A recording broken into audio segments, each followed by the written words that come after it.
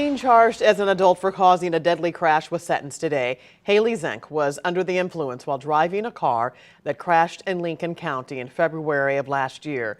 3 teens were killed in that crash. The victim's 20-year-old friend and Haley Zenk were injured in the crash. Zenk was charged as an adult last summer and has now been sentenced to 120 days. Robert Townsend spoke to the loved ones of the 2 teens who were in the car that day, and he's in the newsroom with their reactions. Kelly, Haley Zenk's 4-month sentence has devastated the crash victims' families. Now, just hours ago, I talked to the aunt of Caden Tyler, who was killed, and the grandmother, Trevor Bogert, who was critically injured.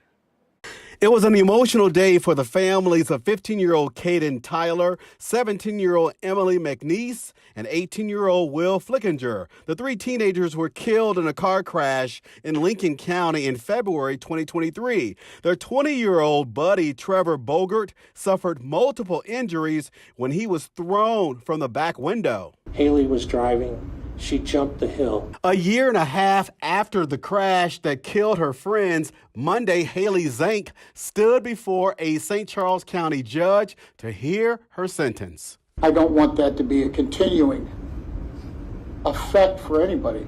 Initially, Judge Michael James Fagris announced Zenk could face 10 years for driving while intoxicated, resulting in 2 or more deaths, 7 years for DWI, and 7 years for 3 counts of manslaughter. But moments later, Taking everything into consideration, I'm going to suspend the execution of sentence. he sentenced Zenk to 120 days in jail and 5 years probation. Greatly disappointed and outraged. The crash victims' furious families left the courtroom shocked and in tears.